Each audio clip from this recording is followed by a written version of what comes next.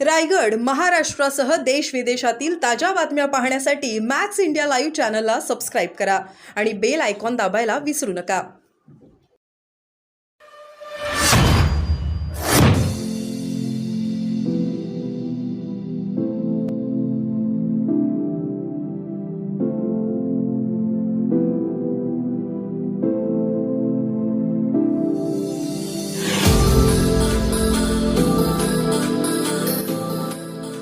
फोडून तुम्ही थेट शिवसेनेत आले होते त्यावेळेसची ताकद आणि अजून देखील तुमची त्या पद्धतीचं काम करण्याची प्रक्रिया विरोधी पक्षनेते असतील या जिल्हा प्रमुख म्हणून शिवसेनेने तुमच्याकडे जिम्मेदारी दिली आहे. त्यामुळे येणाऱ्या काळात लोकांचं मत आहे की चांगला एक या ठिकाणी उमेदवार पाहिजे, सुशिक्षित उमेदवार म्हणून तुमच्याकडे देखील लोक बोट दाखवत आहेत. मला असं वाटतं की हा निर्णय सर्वस्वी मुख्यमंत्री एकनाथ शिंदेसाहेब आणि जी काही महायुतीची सुकाणू समिती आहे यांचाच आहे.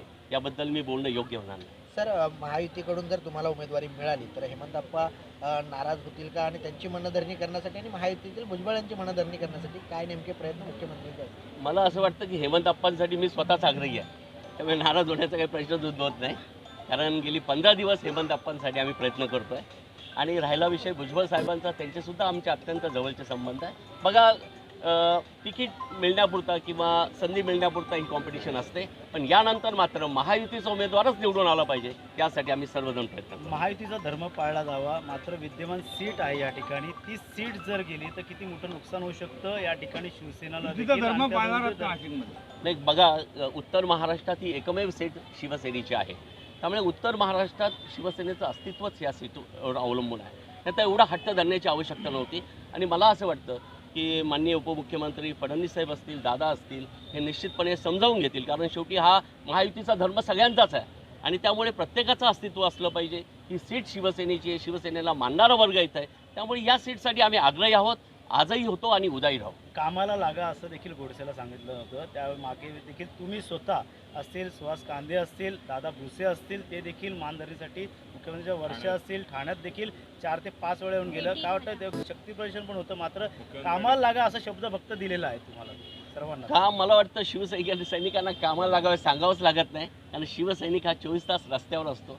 शिवसैनिक हा एकमेव असा कार्यकर्ता आहे ज्याला कुठल्याही निवडणुकांची गरज पडत नाही. शिवसैनिक हे कायम कामातच असतात. त्यामुळे इलेक्शन डोळ्यासमोर ठेवून शिवसैनिक कधीच काम करत नाही. नाशिकच्या काय महत्त्वाच्या समस्या आहेत जे नाही आहेत, धनुष्यबाण देखील टिकवायचं आपल्याला, कसं बघते या सगळं? खरं तर धर्मवीर आनंद दिघे फाउंडेशनच्या वतीनं होणारा चैत्र नवरात्र उत्सवाला दरवर्षी आम्ही येत असतो.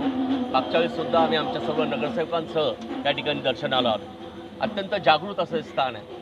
आणि खरं तर साकडं घालायला आलो की ह्या देशाचे लाडके पंतप्रधान नरेंद्रजी मोदी यांनी जी घोषणा केली आहे की 400 पार, आणि खऱ्या अर्थानं महाराष्ट्रात आमचे लाडके मुख्यमंत्री एकनाथ शिंदे साहेबांनी सांगितलं आहे की महाराष्ट्र 45+ जागा देईल.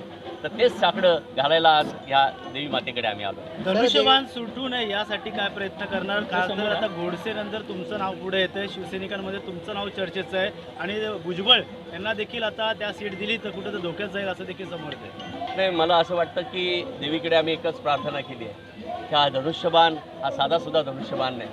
हा आमचं हृदय सम्राट आहे आदरणीय बाळासाहेब ठाकरे यांचा धनुष्यबाण आहे आणि हा टिकलाच पाहिजे. हा रामाचा धनुष्यबाण आहे. आणि मला निश्चितपणे खात्री आहे की नाशिक लोकसभा मतदारसंघ हा शिवसेनेला मानणारा लोकसभा मतदारसंघ आहे. इथला जो मतदार आहे हा शिवसेनेला मानणारा आहे. आजपर्यंत इथं शिवसेनेचेच खासदार निवडून आले आणि लाखोंच्या मताने आले. त्यामुळे हा धनुष्यबाण नाशिकमध्ये नक्की टिकेल अशी मला खात्री आहे. करणार आहात, कारण नाशिकचा तिढा अद्याप सुटलेला नाही, खरं तर मी तुमच्याच माध्यमातून ऐकतो आहे, पण मंदिरात आल्यानंतर देवाचं दर्शन झालंच पाहिजे. ठाण्यात आल्यानंतर भाईंना भेटलो नाही असं कधी झालं नाही. त्यामुळे भाईंना तर भेटायला मी नक्की जाईल. आज सकाळपासून तुम्ही नाशिकवरून निघाले होतात. मुख्यमंत्री सकाळी 11 वाजता भेटणार होती. काय नेमकं बोलणं झालं त्याच्यापर्यंत भेटलं? नाही, असं काही माझं बोलणं नाही झालं आहे. परंतु मी ठाण्यात आल्यानंतर कायम भाईंना भेटतो. भाईंचं माझ्यावर विशेष प्रेम आहे. आपल्यालाही माहिती आहे नाशिकमध्ये आम्ही सर्वजण केवळ भाईंच्या प्रेमापोटी या ठिकाणी आलो आणि इथं आल्यानंतर भाईंना भेटलंच पाहिजे हे आमचं गणित आहे. त्यामुळे भाई कुठे असो त्यांना भेटल्याशिवाय तुम्ही काय जाणार? तुम्हाला बोलवलं होतं, समजलं होतं? नाही, आमचं तर नेहमीच बोलणं होतं आणि आम्हाला तर खरं नाशिकच्या जागेबद्दल भाईंशी बोलायचं आहे. की नाशिकची जी जनता आहे, आम्ही तर गेली 15 दिवस सारखं बाईंशी बोलतोय. आमचे हेमंतप्पा गोडसे यांना घेऊन मी स्वतः या ठिकाणी आलो होतो. आमचे सर्व पदाधिकारी होते आणि आता आपण बघतो की निवडणूक जवळ आली आहे, त्यामुळे भाईंशी बोलून नाशिकमध्ये नक्की काय आहे हे सुद्धा आम्हाला मांडायचं आहे. नक्कीच शहरी भागात असेल, ग्रामीण भागात तुमचा पगडा मजबूत आहे. शिवसैनिकांचं म्हणणं आहे की गोरस्ते हे नाव जर असलं तर नक्कीच जी नाराजी आहे ती दूर होणार आहे. त्यामुळे नक्कीच कामाला देखील लागू शकतात शिवसैनिक एकंदरीत त्या जागेसाठी. मला असं वाटतं की धनुष्यबाण हा आमचा उमेदवार आहे. उमेदवार कोणी असो, महायुतीचा उमेदवार निवडून आला पाहिजे आणि आमचे जे लाडके मुख्यमंत्री आहेत एकनाथ शिंदे साहेब, त्यांनी जे काय वचन माननीय पंतप्रधानांना दिलं आहे 45+चं, हे साकार करण्याचं स्वप्न आमचं आहे आणि त्यासाठी आम्ही निश्चितपणे बांधील आहोत. हक्कलपट्टी तुमची केली होती